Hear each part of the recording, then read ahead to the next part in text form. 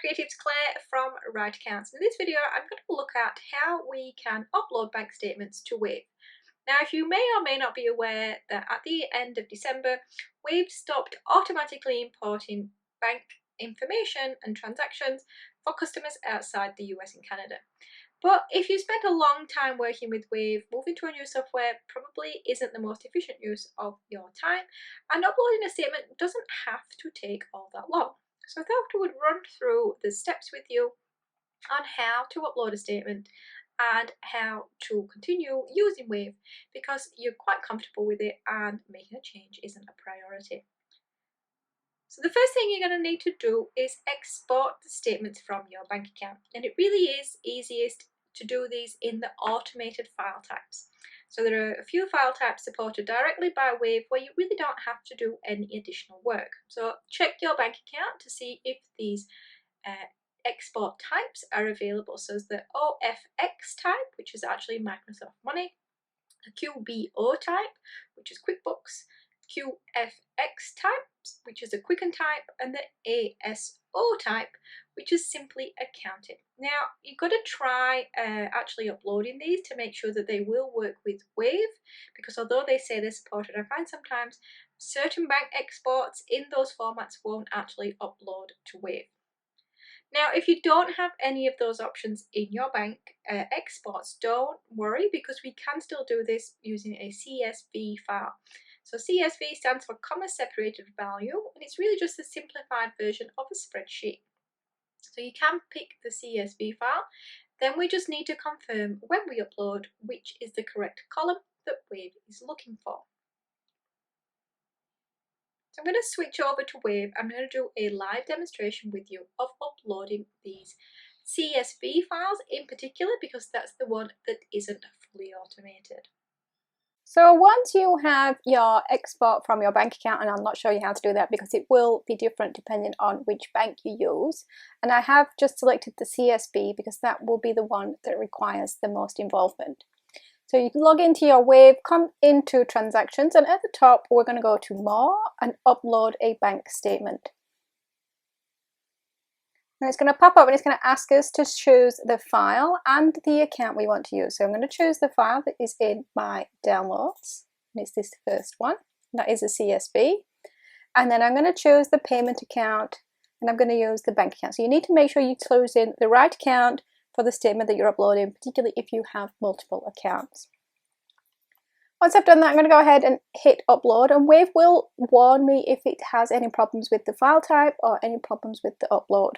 So the first thing, it has uploaded this successfully, but it does want us just to confirm what information is in the file, which column is the correct column. So first we confirm the date, that's the correct column for the date.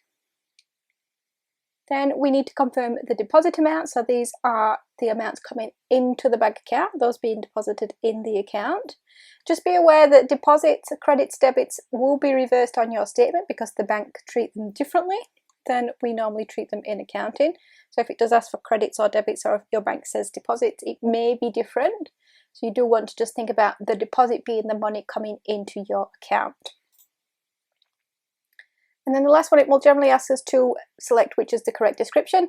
This sometimes gets a little bit confused if there's lots of columns. I have kept this example really simple.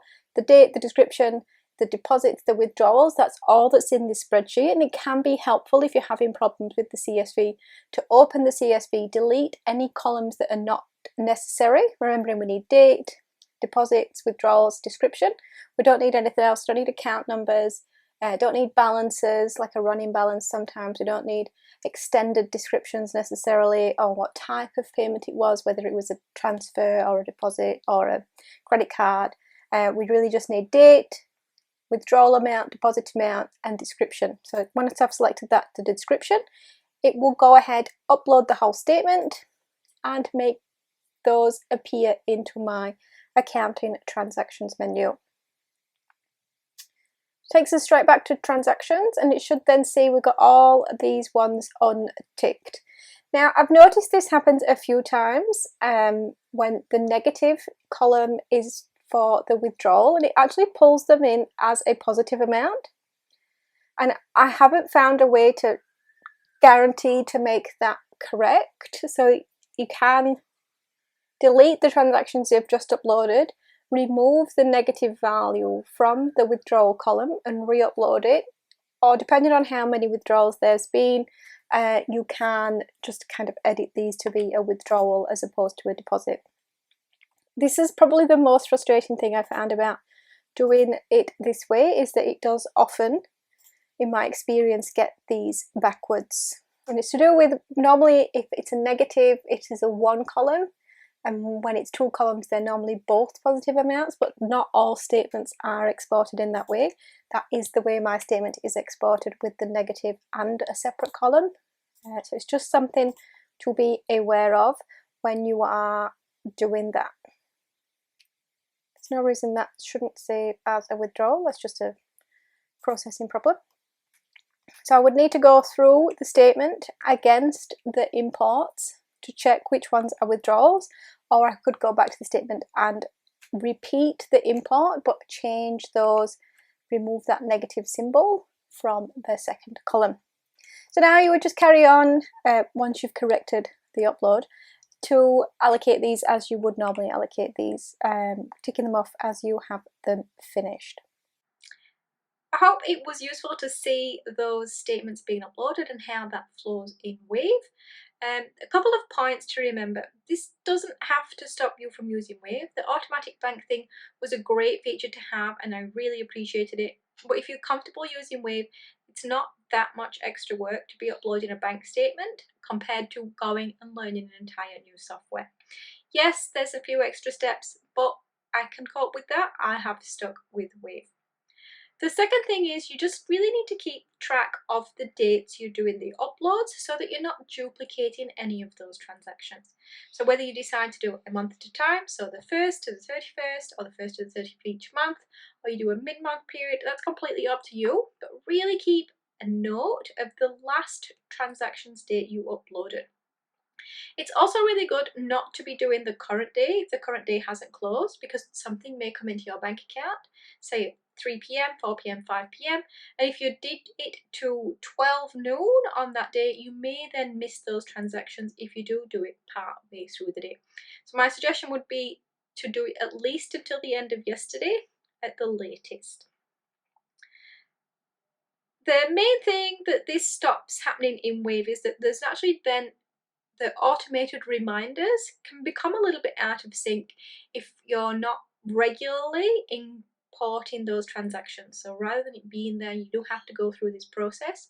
So if you're doing this process monthly, really be careful of those automated reminders on invoices. We don't want reminders to be going out for bills that have been paid that haven't been allocated in Wave. If you do decide this probably just looks like too much work and you want to go and use a new software, I do have recommendations on them. But if you have done, 6 months, 8 months within Wave, my recommendation at this point would be to stick to it until the end of the financial year and maybe a new financial year, new system, new start. Otherwise, you need to make sure you're combining your two systems together if you're not converting everything over to the new system. If you have any questions about Wave, using Wave bank statements, or equally about choosing a new bookkeeping software, please leave me a comment and I will do my best to answer that for you. If you've enjoyed the video, always give me a thumbs up or a like. You can subscribe to the channel to see more videos from me. I release videos probably about twice a week. I do like talking about Wave, I do like talking about bookkeeping, and I'll pretty much always be talking about business finances. And I hope to see you in another video.